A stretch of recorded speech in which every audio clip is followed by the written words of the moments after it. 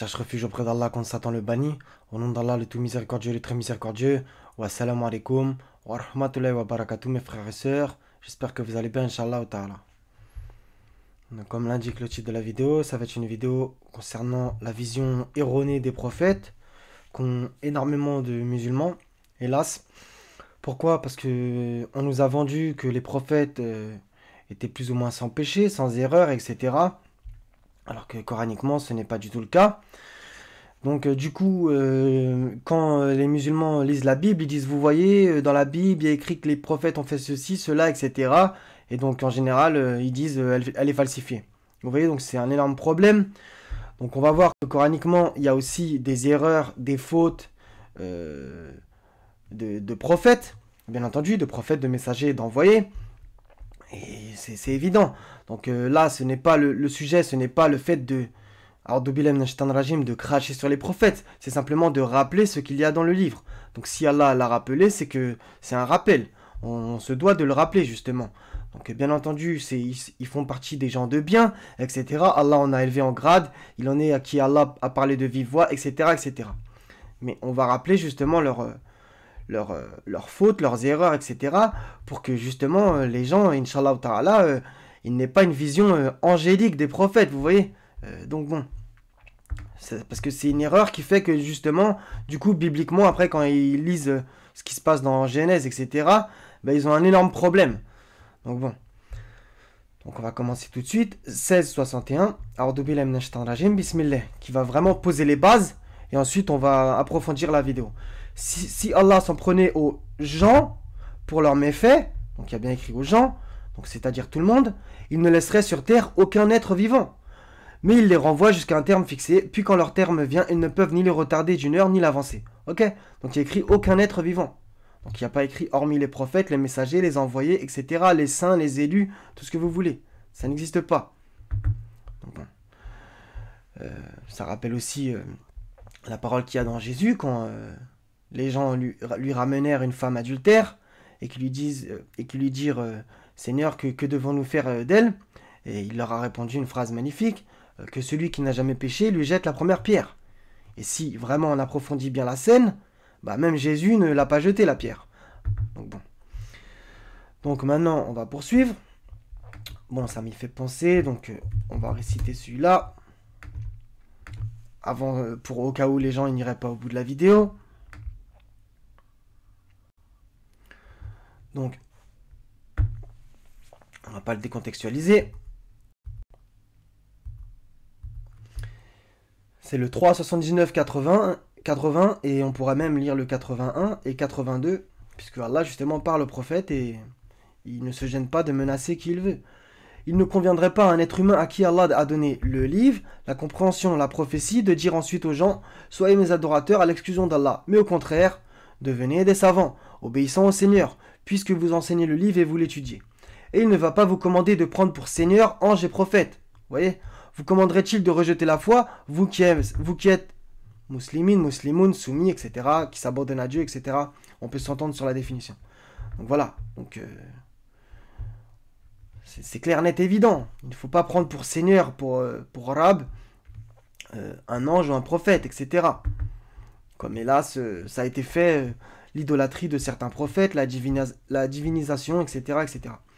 Donc on va lire aussi 81-82, ça pourrait être intéressant. Et lorsqu'Allah a pris cet engagement des prophètes, chaque fois que je vous accorderai un livre et de la sagesse, et qu'ensuite un messager vous viendra confirmer ce qui est avec vous, vous devez croire en lui et vous devrez lui porter secours. Il leur dit, consentez-vous et acceptez-vous mon pacte à cette condition? Nous consentons, dirent-ils. Soyez-en donc témoins, dit Allah, et me voici avec vous parmi les témoins.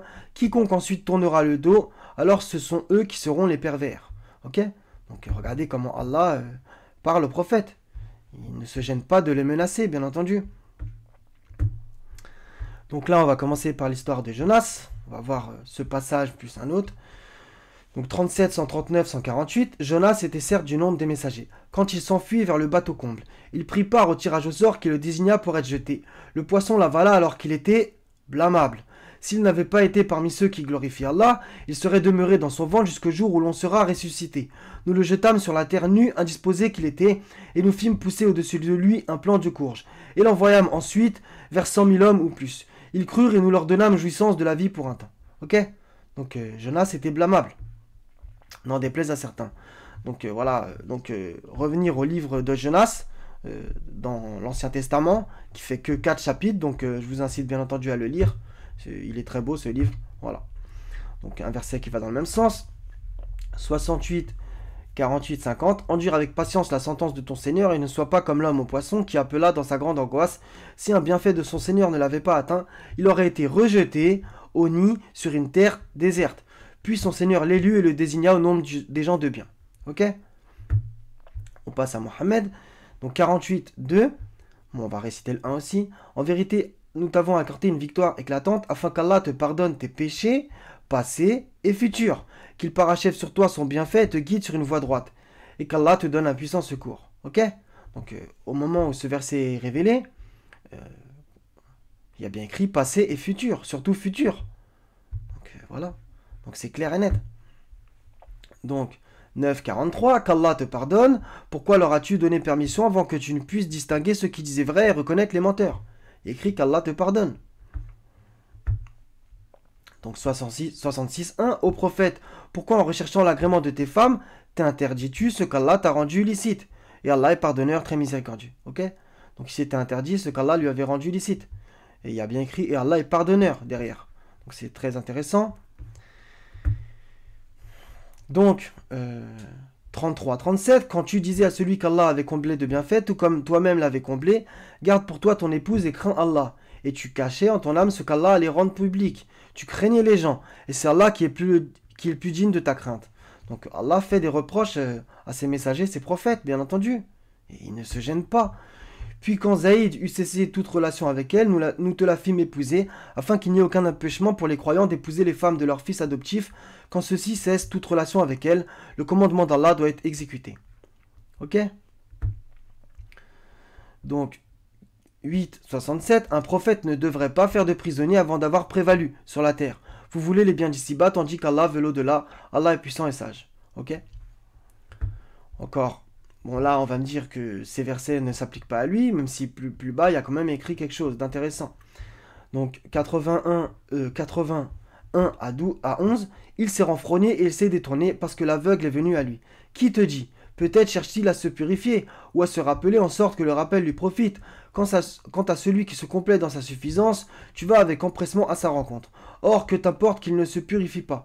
Et quant à celui qui vient à toi avec empressement, tout en ayant la crainte, tu ne t'en soucies pas.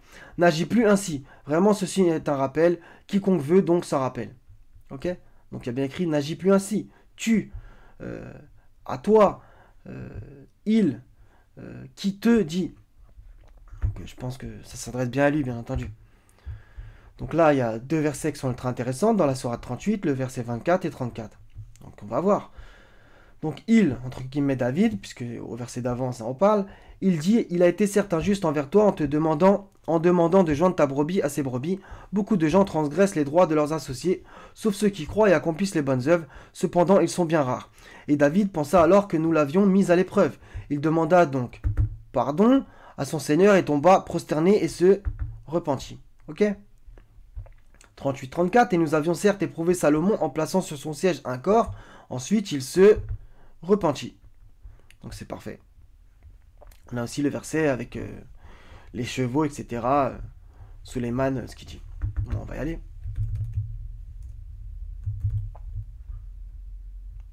Je sais pas si j'ai bien écrit là. Non.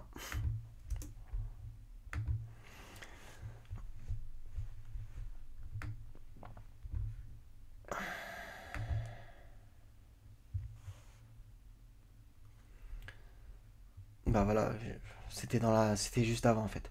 Et il y a écrit après, donc, il dit, Seigneur, pardonne-moi et fais-moi don d'un royaume tel que nul après moi n'aura de pareil. C'est toi le grand dispensateur, etc., etc. Donc voilà, il a bien dit, pardonne-moi. C'est un prophète, un messager, etc., un envoyé. Donc, 755, et Moïse choisit de son peuple 70 hommes pour un rendez-vous avec nous. Puis lorsqu'il fut saisi par le tremblement, il y a écrit deux terres entre parenthèses, je suis pas d'accord. C'est le tremblement tout court, ok? Donc, il dit, mon Seigneur, si tu avais voulu, tu les aurais détruits avant et moi avec, ok?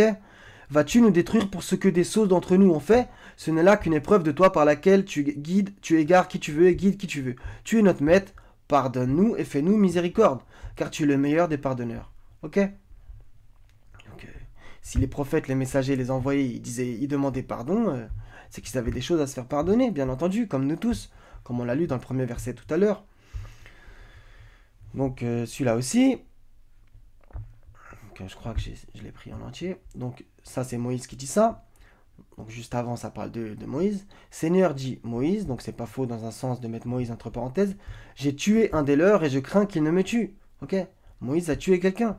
Donc on va me dire oui c'était avant sa prophétie, etc. Oui mais là n'est pas le propos. Ça fait quand même partie de son vécu. Donc bon. 28, 15 à 16, il entra dans la ville à un moment d'inattention de ses habitants. Il y trouva deux hommes qui se battaient, donc c'est Moïse aussi encore une fois. L'un était de ses partisans et l'autre de ses adversaires. L'homme de son parti l'appela au secours contre son ennemi. Moïse lui donna un coup de poing qui l'acheva. Entre parenthèses, Moïse dit « Cela est l'œuvre du diable ». C'est vraiment un ennemi, un égareur évident. Il dit « Seigneur, je me suis fait du tort à moi-même, pardonne-moi, encore une fois ». Et il lui pardonna. C'est lui vraiment le pardonneur, le miséricordieux. Donc ça me fait penser à un verset. Qui est-ce qui pardonne les péchés si ce n'est Allah? Voilà. Donc je crois qu'on a fini avec Moïse. Non, il y a encore un autre verset, 20-40. Et voilà que ta sœur, Inch'Allah je ferai une vidéo là-dessus, sur ta sœur, c'est très très intéressant, te suivait entre parenthèses, en marchant et disait « Puis-je vous indiquer quelqu'un qui se chargera de lui? Ainsi nous te rapportâmes à ta mère afin que son œil se réjouisse et qu'elle ne s'afflige pas. Tu tuas ensuite un individu. » Donc c'est cité à plusieurs reprises. « Nous te sauvâmes des craintes qui t'oppressaient et nous t'imposâmes plusieurs épreuves. Puis tu demeuras des années durant chez les habitants de Madian. Ensuite tu es venu, ô Moïse, conformément à un décret. » Ok? Donc ça, c'est à propos d'Adam et Ève. Donc on va me dire, Adam, c'était pas un prophète, etc. Là n'est pas le sujet, c'est pour plutôt montrer une invocation magnifique au passage, que je vous incite bien entendu à réciter. Donc c'est après l'histoire de l'arbre. Tous deux dirent, ô notre Seigneur, nous avons fait du tort à nous-mêmes, et si tu ne nous pardonnes pas et nous fais pas miséricorde, nous serons très certainement du nombre des perdants. Puis on va terminer par Abraham. Donc c'est quand... avec les statues.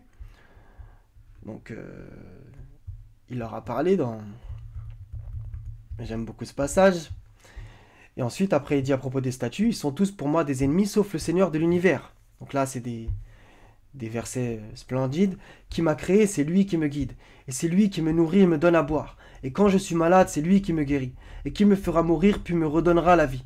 Et c'est de lui que je convoite le pardon de mes fautes, le jour de la rétribution. Ok? Le pardon de mes fautes. Vous voyez? Donc, Abraham aussi a fauté, comme nous tous. Seigneur, accorde-moi sagesse et fais-moi rejoindre les gens de bien. Fais que j'ai une mention honorable sur les langues de la postérité, et fais de moi l'un des héritiers du jardin des délices, et pardonne à mon père car il a été du nombre des égarés, et ne me couvre pas d'ignominie le jour où l'on sera ressuscité, le jour où ni les biens ni les enfants ne seront d'aucune utilité, sauf celui qui vient à Allah avec un cœur saint. Donc c'est magnifique. Donc voilà, je pense que il faut rappeler que ils ont fait des erreurs, les prophètes, les envoyés et les messagers. Donc si Allah nous le rappelle, c'est que ça nous est profitable, vous voyez. C'est pour justement ne pas les prendre pour seigneur en dehors d'Allah, vous voyez. Comme Allah le dit. Donc on va le répéter pour terminer. Il ne va pas, donc le prophète à qui Allah a donné le livre, la compréhension et la prophétie, il ne va pas vous commander de prendre pour seigneur ange et prophète. Vous commanderait-il de rejeter la foi, vous qui êtes musulmans? Donc ça, c'est un bout de verset ultra important.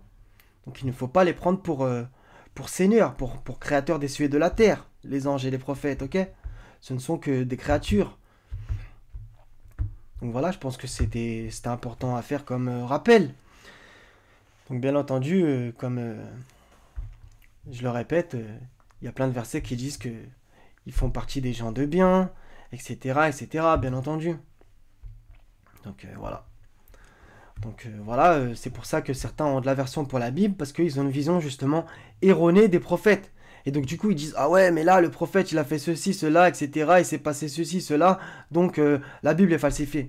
Non, c'est parce que vous avez une vision erronée des prophètes, alors que même coraniquement, ils ont fait des fautes, des erreurs, des péchés, etc. Donc voilà, je pense que c'était tout. Donc soyez bénis mes frères et sœurs, je vous aime pour la face d'Allah Azawajal, wa salamun ala al-mursalin, wa alhamdulillahi rabbil alamin, la ilaha illa huwa al-hazizul hakim, wa salamu alaikum, wa rahmatullahi wa barakatuh mes frères et sœurs, à la prochaine Inch'Allah ta'ala.